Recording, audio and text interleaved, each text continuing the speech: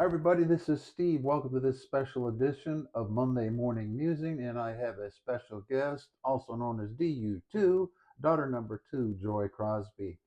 Joy has worked decades within the Christian nonprofit universe, and she has seen some sad episodes that we want to talk to you about in the sense of enlightening you to what goes on behind the scenes of some of the organizations you might be giving money to.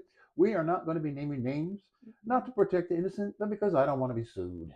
But we're going to be telling you some true stories. Yeah. Then we're going to transition into uh, kind of wrapping up this Matthew 18 series that we've been doing in the sense of Matthew 18 in the workplace, particularly a Christian workplace. If you've been following me in this series at all, I've been dealing mostly with church conflict, and hopefully, if you've been following me, you'll know that I'm not particularly persuaded of how Matthew 18 is normally handled within the church world.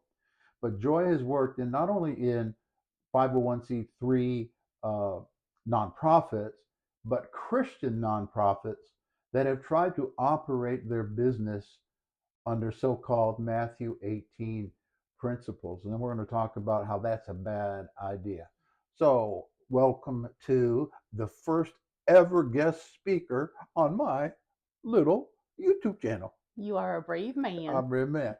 So Joy has an MBA from Strayer and an undergraduate degree from University of Alaska Anchorage. Go Seawolves! You're even wearing the I Seawolves am. I color. even want to see what's color. So, in the sense of being qualified to top in this topic, certainly academically qualified, but also three different stints in the nonprofit world. Correct me if I'm wrong on this, but the second largest kind of practical care ministry in the country. Is that right? On the East Coast, On the yeah. East Coast. So she Hmm. worked for the second largest. Um, how would you describe it? Meeting practical needs Hmm. type of ministry, Yeah. housing, everything except food. Is that Yeah, correct? correct. Yeah. So she's worked for the second largest one of them on the East Coast. She has worked for two Christian nonprofits, correct, in Yeah. Washington, D.C., Yeah. uh, right in the belly of the beast. Literally. Literally, you had an office across the street from the White House at one time, did you not? Yep. Correct. And we're not going to, again, name names, not going to name organizations. But Joy, let's start. What I would like you to do, as someone who's been on the inside, Hmm. particularly we're doing this post 2024 election. Yep. Christians, God bless their souls. Hmm. God bless their sweethearts and their Yep. good intentions. But I would like you to share maybe a story or two from each of your experiences of what really goes on behind the scenes so that perhaps naive Christians who Hmm. give money to these mostly conservative, mostly pro life Yep. organizations in good faith, Yep. what happens to their money? And it's generally not a happy story. So I'm just going to turn It's it over not. to you and share a couple stories of Sure. where you've been away. So the first point I want to make is there's a big difference between the local entities of a lot of these larger organizations, because you might call them like chapter and main house, or headquarters and local outreaches. I got my start in this Christian nonprofit world in a local outreach of one of the major nonprofits. And the local board, the local executive director, the local staff, good hearted people, love God, love people, love their community, want to do good. That's a really good distinction. Once you get up to the upper levels, that is where I have found the most heartbreak, the most disillusion, and really, as the analogy goes, you don't want to see the sauce, how the sausage is made. Mm-hmm. So the closer you get to the factory where it's making the sausage, the nastier it gets, the dirtier it gets, the smellier it gets. So I have nothing but respect for the people on the local level who are doing what they believe God has called them to do, and who are reaching out to their neighbors, who are reaching out to women and families and men in need. No problems, love them, pray. that there would be a better way to support them Mm, than the chapter and mother house or chapter and headquarters version than what they've got going on now. mm, So I want to make that distinction very clear. When I transitioned from local outreach to upper management or national leadership or whatever, again, the everyday people were not the issue. It was the boards, and everything boiled down to money. Everything. So, so many times it was for the sake of the cause, you are going to overwork your people, you're going to underpay your people, you're not going to give them the support they need, you're going to expect them to work through every vacation, every holiday, for the sake of the cause.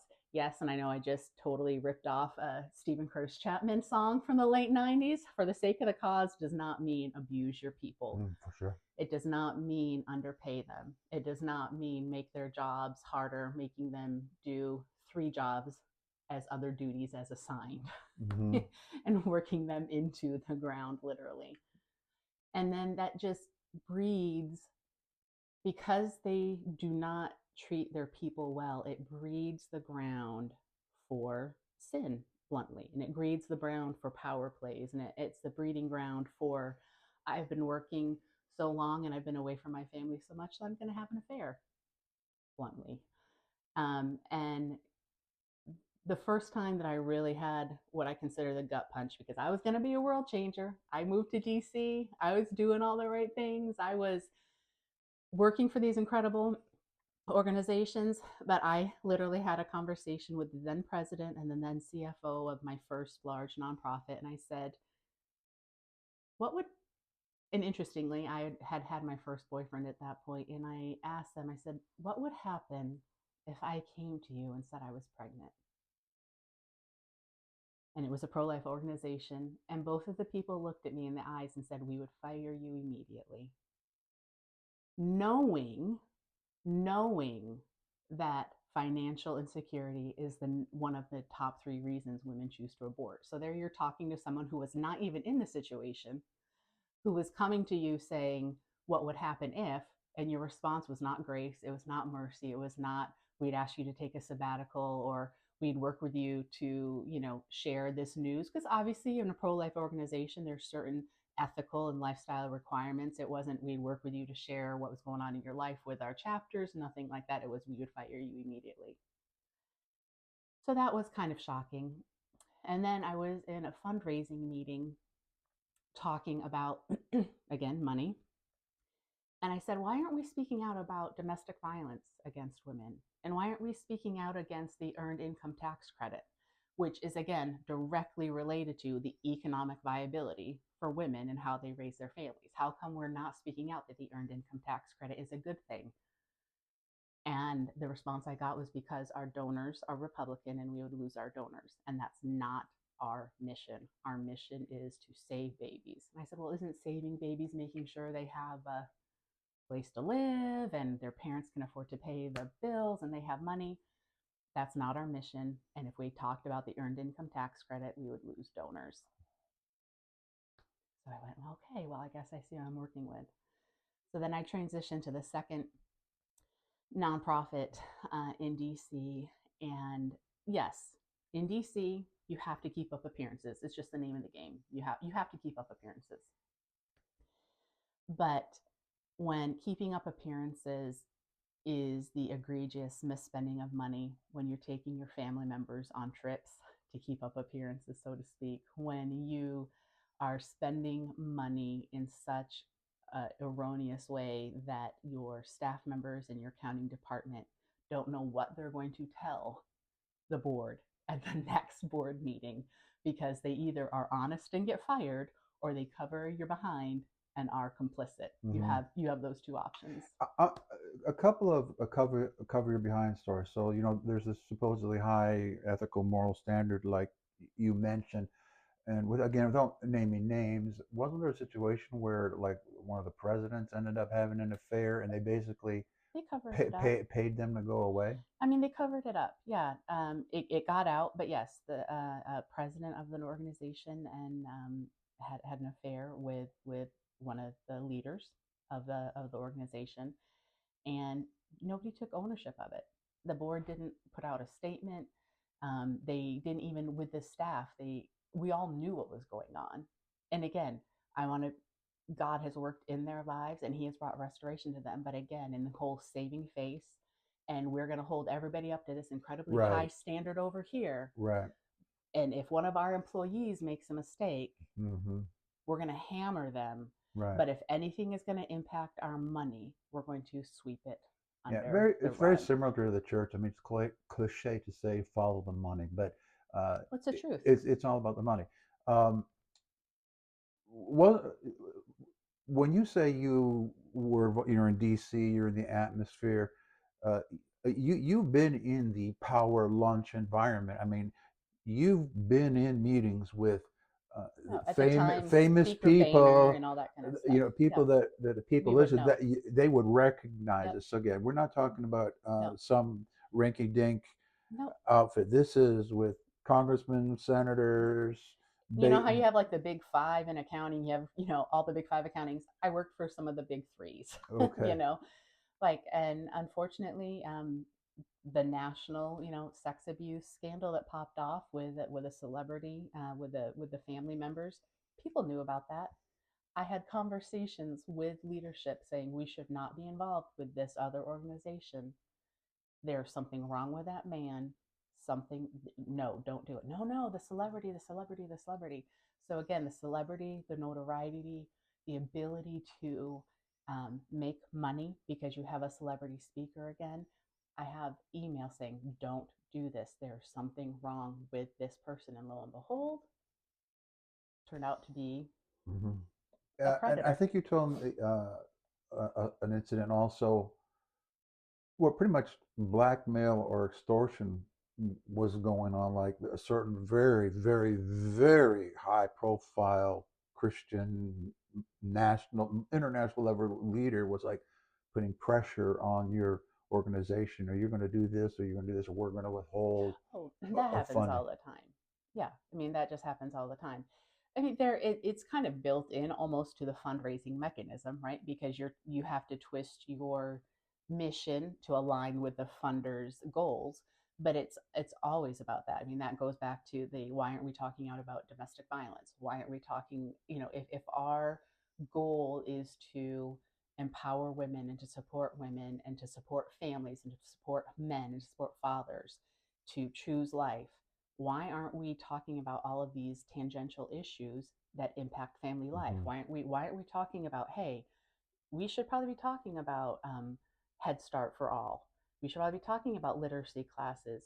We should probably be talking about the earned income tax credit. Why aren't we talking about all of these things? And it all boiled down to, if we talk about this, we lose our Republican donors because it all tied back to tax policy. And if you don't fall in line with conservative tax policy, you're going to lose your donors. It's so sad, but it is a money it makes the world go round. And ideally, and this is super ideal, those sort of social care networking things should really function out of a functioning church. But It doesn't. it So, doesn't, and money knows no boundaries in terms of its corrupting influence or the love of money. So I have some friends who would be idealists. Well, the church should be provide. That's what happens when you get involved in politics, and but the church, no, no. no. Wherever large sums of money aggregate, it corruption will inevitably follow. The love of money being the root of all evil. Um, Power lunches, like what's a typical bill for a power lunch? What like Uh, what? so it would be thousands of dollars spent on ridiculousness, just ridiculousness, building up and maintaining a facade that you are not, that your organization just is not at that time. Yeah, but isn't it at the same time these organizations are sending out all these pleading fundraising Absolutely. letters all the time? Absolutely. Oh, we need. $3 saves a baby, $5 does this, you give now, we'll double your money. And again, I'm not saying those things aren't being done. I'm saying those things are being done by the local people and connecting the dots between the executive director and the local board and the local volunteers and the headquarters, and I'm probably going to lose friends for saying this because I still have a lot of friends out there. I've done it. I've written those letters. I personally have written those letters. Hmm. It's malarkey. Hmm. If you are going to give locally. Give to the Well, that's people really that profound. give to the people in your community. Tying the community outreach's success to this entity in Washington, D.C. They're going to work on passing bills. They're going to write all this incredible curriculum. They're going to listen. Being together, having a network, being able to link arms with one another and gather at conferences and be encouraged. That's I'm just going to say it. That's probably the only practical thing that's done out of these national organizations is bringing like-minded people together for better or for worse. Hmm. But as far as why are, I mean, why are hardworking Americans sending hundreds of thousands of dollars to organizations in Washington D.C.? They should be putting it, and I'm put it in your community. Don't Yeah, that's really a do good job. not spend do not send it up there. I have written the letters. I have done the 990s. I have been in the lunches. It is rob Peter to pay Paul. It is, I'll do this if you do this. It is, okay, well, this isn't exactly what we want, but if we can get this person to come and speak at our conference, we'll say this. Give local, just like buy local, for Amazon. Right, right. It's the same concept. The more degrees of separation you get away from being able to touch the person you're helping, the more corrupt it's going to get. Find a family, find a local entity, find a person that you can have lunch with on the weekly and check in and see how it's Well, going. that's really awesome. And I think if I would have a takeaway, I think that's going to be a key line from our time together. Give locally, because it's the same on the business side and it's the same on the church side. What happens when money aggregates at the Exactly. top at the It does church? it does not trickle down. It can be the mega church, it can be Rome, it can be Constantinople. Give locally. It's an interesting comparison, even in the day that we speak, as megachurch leader after megachurch leader falls, giant organization collapses, crisis, and it'd be a good segue, and they don't have real functional internal human resource Not at all. policies. They occasionally exist in theory on paper, but in practice or in the sense of having staff that is equipped to deal with these things on the church side, it does not exist. Even the mega churches, it's they go into panic because they got a deacon board and Yep. oh well, we sent our pastor to 2 weeks of counseling or 2 months of counseling and he's No. fine again. So if you're going to give locally. I think that's a great takeaway from some things you said already. Yep. Excuse me. Uh, Please give locally. There's need. So I'm not right, saying I'm not saying don't be generous. right. Something I've learned from you and from mom is alms money. You you you keep it. You give. Generosity, giving is a cornerstone of our faith. It sets us apart. Do it. But what we're saying is, in terms of Christian stewardship, if you're sending it to these high level political They're entities, not getting anything done and they're wasting your money. yeah, it's not good stewardship. It's not good stewardship. They can write every fundraising, oh, X number of babies saved, X number of bills done, yada, yada, yada. Find, trace it back down. Rather than starting local and going up, start up here, go down, find the people in your community and give to them Mm-hmm. because it will not be diluted. The more levels you go up, the more diluted the mission Mm-hmm. is, the more diluted the ethics are, the more diluted the Uh-huh. talent is, the more delusional the leadership is. That's interesting.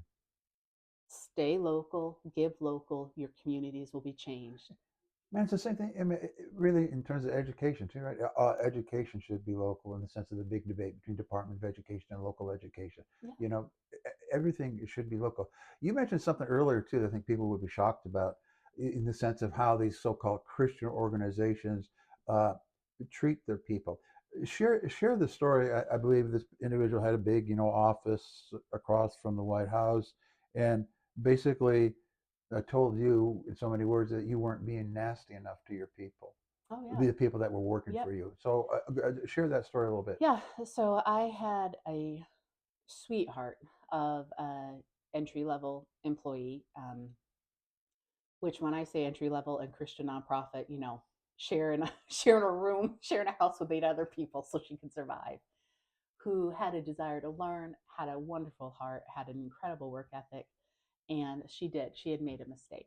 We had prepped This is a Christian Christian organization now, organization. supposedly. We had prepped a binder for our leader at the time to prepare her to go meet with a major donor.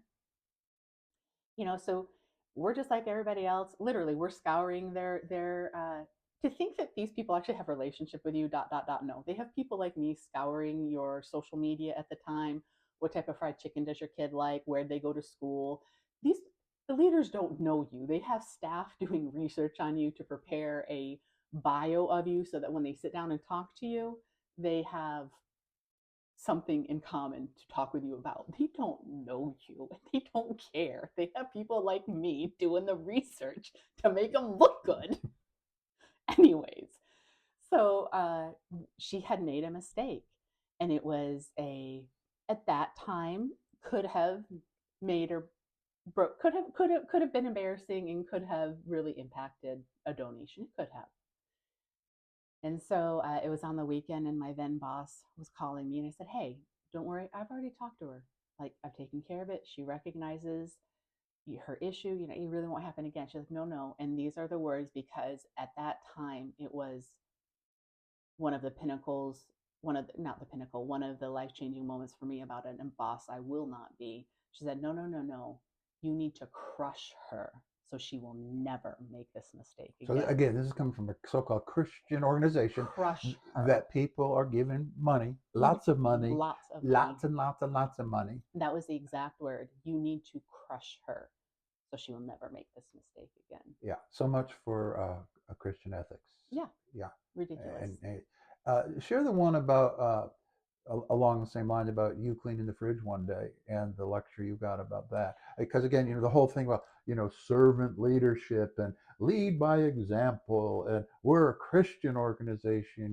Send your money Yep. to DC. We're going to represent the cause of Jesus. Tell that one. So it's interesting. And again, please dot dot dot before you give to any of these organizations, pull up their 990s. 990s are basically Explain what the 990 a is. 990 is a Christian organization tax return. So you can go to various websites and get them. And it's broken down into 3 categories: fundraising, program, and administration. First of all, just like we do different things on our tax returns, so do they. So they're not totally transparent, but they're pretty good uh, thermometer. And it's amazing how they will spend so much money on programs, they'll spend so much money on fundraising, but the money they spend taking care of their people is ridiculously low, to the point where, hey, shouldn't we have janitorial? Like, we have X number of people in this office. Can they clean out the fridge? I mean, I don't know if anybody else works in an office, but reminding people to take home their lunches, clean out their fridge, it gets a little overbearing sometimes. But we decided no, that wasn't in the budget. So I was like, well, fine, I'll clean out the fridge. It's disgusting. I'll clean it out. And the feedback I got was, um, that's a waste of your time. You should be doing more strategic activities.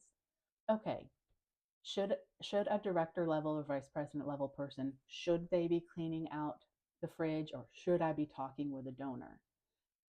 Six of one, half dozen of the other. It was needed. It needed to be done.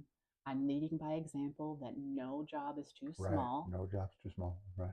I am not higher on the ranking. I mean, isn't that what it's all about? The last shall be first, the first shall be last, all that hootenanny. And now you're telling me that the 15 minutes I spent serving my fellow staff members by disinfecting a communal refrigerator and throwing stuff out and making the lunchroom a nice place to hang out was not a good use of my Didn't they time? hit you with the "We have people to do that" line or something Yeah, like that? the receptionist. Yeah. So we have So people. we have people. So no, not we didn't hire somebody to do it, like a janitorial service. Mm-hmm. No, the receptionist and executive assistants and people like that are not meant to be our slaves. They're meant to help us do our job more efficiently. And so it's not their job to clean up after self righteous, self important director levels and above. So, Joy, your time, that 15 minutes could have been spent doing something more strategic. The catch all for let other people do that. It's more strategic. So, you're telling me it's more strategic to continue to BS some donors on our outcomes than to serve my fellow Yeah, employee. sad, tragic. You mentioned the 990s too, and I know there's one story. I don't know if you can get into it without getting too far into the details, but in the sense of how nonprofits, and particularly Christian nonprofits, their obligation to interact with civic authorities Mm-hmm. legally and legitimately. Yep. And I know you were working with one organization at one time uh, that those lines are getting blurred, and designated monies Mm-hmm. in order to qualify for certain federal things, Yep. monies had to be spent a certain way, and Yeah. that went It went wonky. very bad, and it would Yeah. consider a high risk. Explain that a Yeah. little bit without the tall weeds of. Yeah. So without getting in the tall weeds, many times nonprofits of various size will get designated funds. Like this is for the Stephen R. Crosby Scholarship Award for kids born in Ottawa and in Canada and who moved to Houston. Just Just pick just some. just pick something up. Yeah. So that means that I, as the Joy Crosby Educational Fund, have to spend that money for people born in Ottawa, moved to Houston, Mm. and needed educational help. And then those are the qualifiers to get that money. Usually, if you don't spend those designated funds, usually you either have to turn them back over to the donor. And then if you don't use them 1 year, the donor will look and go, well, we gave you $5,000 last year. You only, there's 3,500. So we're going to take, that 1,500 away and only give you 3,500 in the new fiscal year because you didn't use it all. So it's all a shell game. So I was training some staff on how to use about a $17 million designated A few shekels. fund. A few shekels. I mean, we're not talking the Bill Gates money, but to me, $17 million is a lot to me in my lifetime. And I was like, hey, we're doing this calculation incorrectly. We're giving this fund to people who are not from Ottawa, who did not go to Houston, who do not qualify for this money. And I put it in an email. And I was told to never write an email like that again. If I have any concerns, you only do it verbally, and to basically shut up. Because if they lost that $17 million, And we're they'd be talking really toast. a federal. This involves This was federal it was a federal regulation. block grant money. Mm-hmm. So it was a federal block grant that got given to the state that then got given to local entities Mm-hmm. to divvy out, which it was wonderful. It was fantastic. It needs to be done. People need help. People need help. Right. And I'm probably more on the left than some of my conservative friends because the church has Yeah, given we're up. not implying that this is all just No, right wing rot. I mean, we need we're it. talking about the whole Yeah, the spectrum being whole rotted, spectrum. Yeah, and we're right back to if you're going to give give locally. locally. Because even as we're doing this, I realize we're talking about negative examples and the obvious situation. Well, how would you do it differently? And I think that's the answer: give locally. Have your eyes open. Don't be naive. Is there a family on your street that Mm-hmm. their kids don't have shoes on? Because I don't see Huh? that. I don't see this being fixed. Church side, business No, side, it's it's it's too human far gone. nature. It's too far gone. The systems are too corrupt. And I'm not here to rail against anything like that. I'm just here to implore people.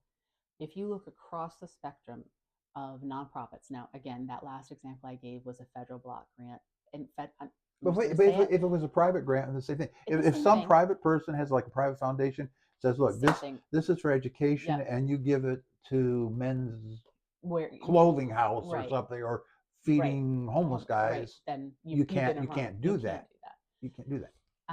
But I want to be very clear that as a person, I know that social safety nets are needed from the government.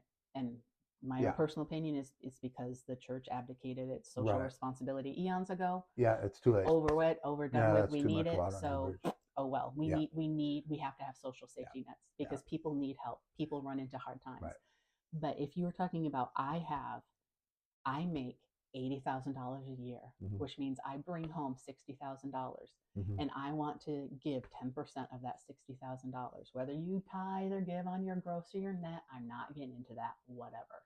So, whatever you decide your giving budget is, give locally, Mm-hmm. give to a family member, give to someone in need. Now, that will crucify our desire to potentially not have a tax write Mm-hmm. off. But then what is it about? Is it about your tax write off, or is it Right. about impacting Right. somebody's And that's life? really, that would be another whole session in terms of the 501c3 things and all that.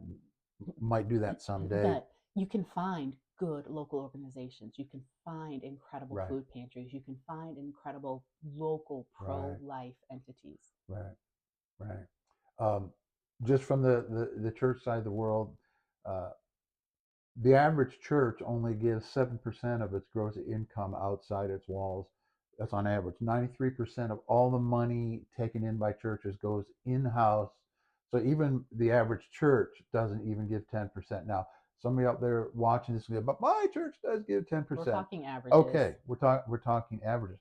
But the problem, the issue is that's a lot of money spent on internal stuff for ourselves, the carpet, the sound system, the smoke thing, the soundboard, the whatever. And I'm not saying that churches should live in function in cardboard boxes, but it is a fair discussion to have in the sense It's of a fair discussion. how much Yep. money Yep. goes to our accoutrements rather than actually helping Yep. people. The whole reason the government grants these 501c3 things, which I'm not even saying I agree with because I don't, and I'm not personally, I close my 501c3, it's another conversation.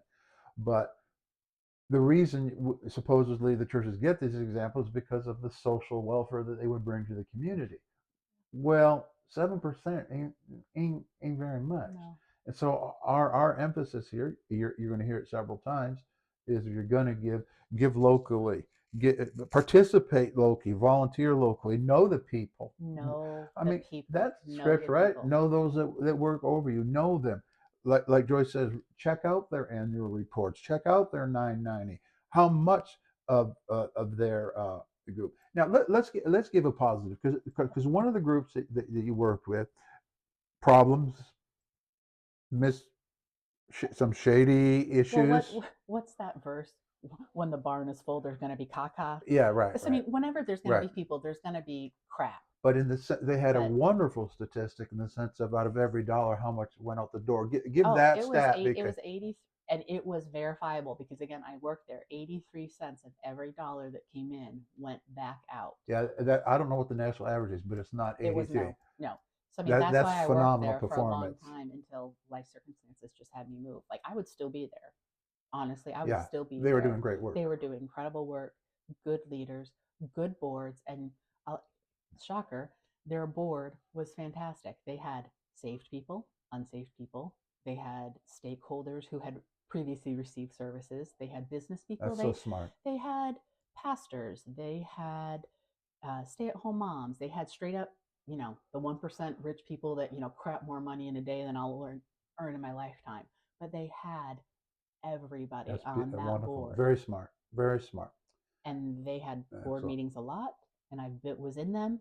Those board members questioned us Mm, as staff members. that's something that doesn't really happen in the church world. No. Let's switch now to the whole Matthew 18 thing, uh,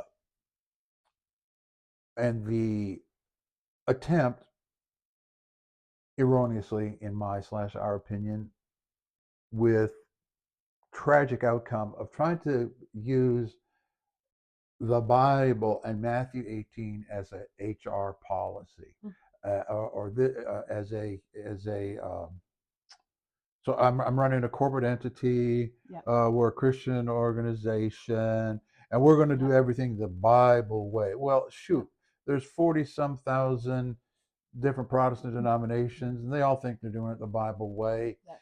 Um, talk to us or talk to me about why Matthew 18 is not a substitute for a functional human resource department or staff or people.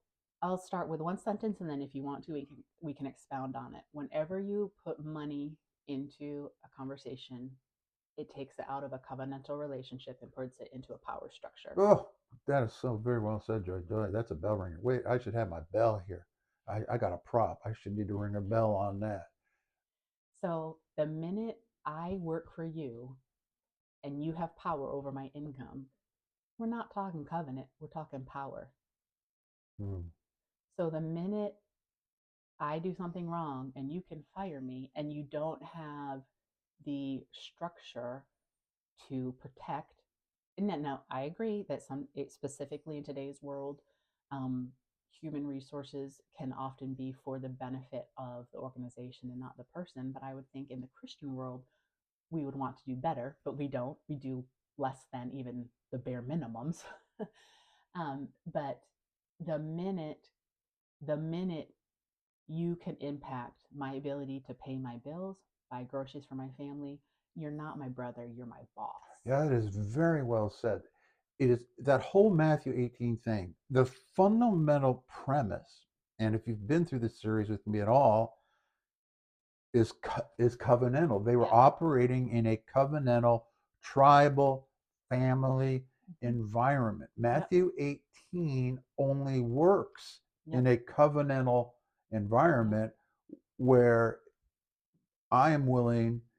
My one-liner is your benefit at my expense. Not That's not the way the That corporate is world not, works. no, That's not the way the Christian corporate not at world all. works.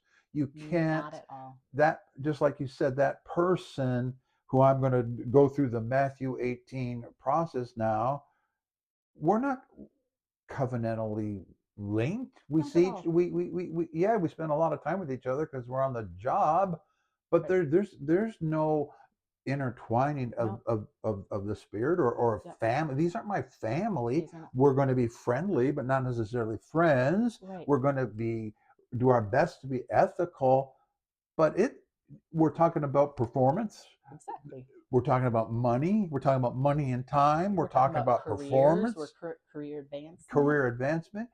And Matthew 18 just doesn't belong in that Not at all. conversation At anywhere, all. anywhere at all. Mm-mm. It just doesn't belong there. Now, we could beat that horse till it is literally bleeding and dying by the side of the road, and I've already done that for several weeks. But operating out of a Christian ethic It's different. is different. A Christian ethic would take what the world says is these are the bare minimums of how you treat your employees, and we are going to go above that, not this is the minimum and we're going to go below that, and we're going to guilt people, and we're going to tell them anytime they raise a problem it's gossip, and if you have an issue you need to go to the I'm going to go to the president of the organization, and oh my god, heaven forbid you call the board in these places. That's like, like, oh, why'd you call the board? Well, you want to know what, going back to the first story that we were talking about, where unfortunately there was extramarital affairs, that person's ea and I, we were friends. We weren't. Executive Yeah, assistant for those executive who. assistant. We weren't just friends like at work. We were friends outside of work. Been to her house numerous times for dinner when I was away from family. That's where I would go for holidays. Um, she called the board. She's like, "Listen, something's like I don't know. Do I have proof? No. Do I know what's going on?" She got slammed so hard because there's no HR policy. So, well, you should go to your brother. What is an executive assistant going to do? Yeah, Hey, by the way, I think you're screwing another woman. yeah, Come on. yeah, That's just stupid. yeah. And then It's never going to happen. she's going to get, lambasted. Well, you went outside of the chain of command and talked to the board. Yeah, it's the same. It's the same thing within the church. What a bunch of If malarkey. you bring the problem, you are the problem. You are the problem. And that's exactly what it is. So these, much like church staff, these nonprofits, on average, chew their people up and spit them out. And you'll have people out there going, no, I worked for a wonderful nonprofit for 30 years. Yeah, because you never were squeaky wheel. Yeah, and that's a really good um, point to bring up, because something just kind of flashed in my mind as you brought that up. I in my observation, I haven't been a participant in that universe like you have, but I have interacted. I've written governing documents for churches. I've written 501c3 applications. You know, Yep. I've watched it. There's a certain personality type that can survive in that atmosphere, and it is the Yeah. non-confrontative personality type. Just the yeah, somehow they have a capacity to just ignore it, and they're just kind of these sweet, kind of uh, timid, or very conflict averse temperamentally people who just I, Probably so high on the mercy and grace that yeah, like I would say it's probably not even in them, that they can't, it's really not even there. It's just not, it's something that they psychophysiologically cannot do. And yeah. especially if their salary's attached Oh to it. yeah. If their salary's It's attached to it. keep your head low. Yep.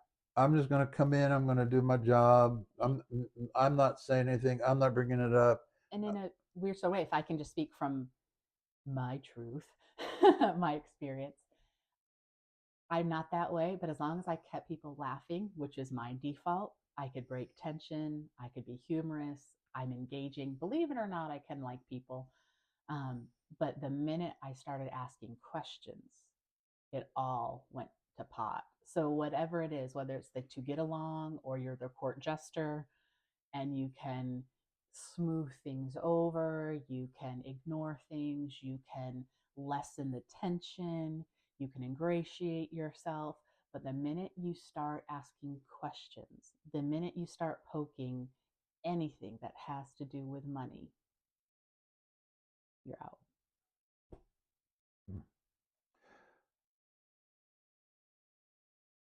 I think you already probably answered this because you gave an example, but let's wrap it up with, okay, Joy, you are Empress of the nonprofit universe. Mm-hmm. Uh, what would you do to minimize these kinds of things? Granting we're dealing with human nature, Yep. granting we're dealing with the love of power and money, which is Yep. going to be Everywhere. everywhere And the with more people you everybody. have, the more caca in the barn you're It's gonna going to have. have, The way it's it going to is. happen. But or maybe even expound a little bit on that board, because that board situation that you described Yeah. to me, that just sounded to me constitutionally brilliant. Different social strata, Yeah. different perspective. I mean, so Absolutely. what would you different do you do differently than your experience So to change some of these the bad things? the structure is actually there to have accountability, to have incredible outcomes, but it's about not being homogeneous. If I only interact with people like you, then we're going to be so myopic and so narrowly focused that we're not going to understand anything. So if I am a Protestant organization, why don't we have a Lutheran? Why don't we have a Catholic? Yeah, but that's threatening to most people. Yeah. Very But threatening to and if most people. and if we are, why don't we have the people that we have served? Why don't we have them on the board? Well, they've only been a Christian for 2 years. Yeah, but you want to know what? You take a celebrity who's only been a Christian for 6 months and you start using them to raise money. Yeah. Why don't you use a new Ooh, Christian oh, it's who's a only been bell a ringer. Christian for 2 years to manage your organization? Should have had the bell with me on that one too. Ding, ding, So ding, ding, parishioner, we're ding. celebrity whores, and we just don't want to admit Oh, it. I write about it all Yeah, the time. I mean, we're It's a just we're it's celebrity whores. it's terrible. Anybody that has a celebrity, will use them as a speaker and raise money, and anyways, whatever. So I actually believe that the structure is there to have a very powerful, a very impactful, although I know that's not a word for all of my English masters out there, social outreach. But it's about having a board that is actually in tune with what's going on, that is not afraid of crossing that executive leadership staff, because the executive leadership are not going to tell you this is where I suck and this is like, they're not going to do Festivus on themselves. They're not going to say this is how I've disappointed everybody for the past year and now let's do feats of strength. And No, that, they're not. and they're going to run all these third party surveys, which by the way are a bunch of crap, because everybody knows who. I mean, you have a Well, you're staff of paying 50. them. Yeah, exactly. You're hiring somebody. They're going to Exactly. they're going to bring you the Exactly. truckload of manure. They're not going to Yeah, do that. they're not going to do that. And so, if the boards will actually pierce that nonprofit corporate veil between executive leadership and staff, not to tell the executive leadership what to do, and we now have 30 tattletales, but no, that's the only way you're going to get to know what's really happening. But you know what's really interesting? It's Joy, it's the same in the business and the church Oh, for world. sure. It's the It's the same same thing. thing. Whether you got a board of deacons or board of elders or not, maybe it's the strong single leader Yeah. guy that Yeah. you got to go through the home leader chain of command to even get an Yeah. appointment with It's them, ridiculous. Yeah. or he's that person's Because completely insulated from it's this criticism. whole facade of Matthew 15, Matthew 18 plus the layer of don't touch God's anointed, plus the layer of this, plus the layer of that, plus the layer of this, all to keep leaders higher And the than money. you echelon and the money coming in. Yeah. Because every single person, their livelihood is tied to the money.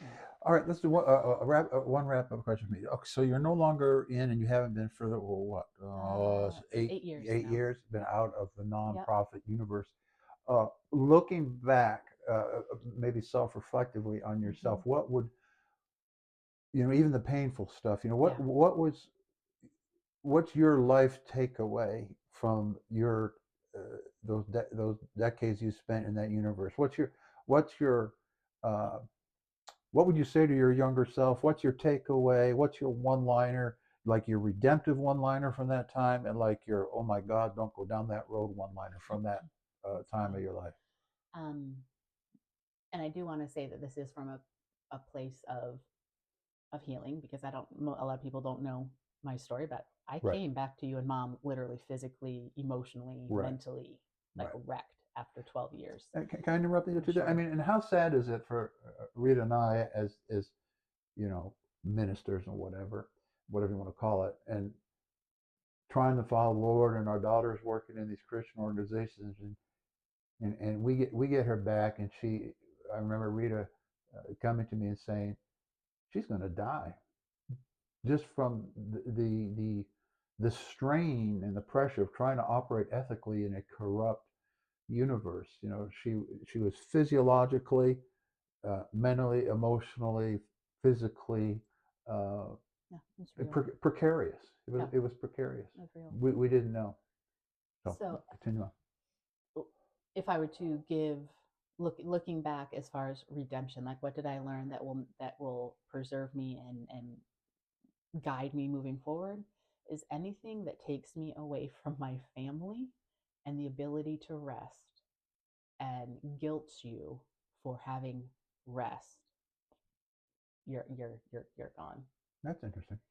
Because the guilt for having vacation and the guilt for Mm, not checking emails and the mm. guilt for, well, we need you to cut your vacation short because yada yada yada, and you're doing three people's jobs so you can never actually turn off. So the if there's anything that keeps me from being able to recuperate and rest as a human being, see you later. See you later. Bye. Um, then as a warning for people who want to enter politics, who want to enter into these entities of power, just beware. I have known one person, excuse me, to do it well, Let me and interrupt he you there has too, because since passed. you're throwing out some phrases. Entities of power. I mean that is constitutionally antithetical to the way of the cross, because the Yep. cross is an entity of weakness Yep. that empowers. Yep. So her choice, and by the way, we didn't prepare any of this, so this is freewheeling. There's no script or anything here. But entities of power, jeepers. I have known one man, and I might get a little teary eyed because he was, and I will drop his name because he's an incredible man, and he has since passed. His name was Dean Nelson. Unfortunately, passed away of cancer. He a man without guile. He Mm. is the only out of the people that I've seen navigate these How many hallways years of power. were you there, Tom? In the sense of how long? So of all the 15 to 16 years. 15, 16 years, one guy. Who I'm not saying, listen, I'm not his wife, I'm not his kids, I don't know what he's like inside, because sometimes behind closed doors Right. things change, those types of things. But as far as a man who was able to literally walk the halls of power. He was able to rub shoulders with congressmen, with world leaders, with senators, and not have it rub off on him. I don't know how he did it. Mm. I don't know how he did Mm. it. So out of 15 or 16 years, one person to Mm. not have it either, to not have the weight of that kill them Mhm. physically like it did me. I did not. I was not prepared. I was not prepared for the corruption. I was not prepared for the evilness.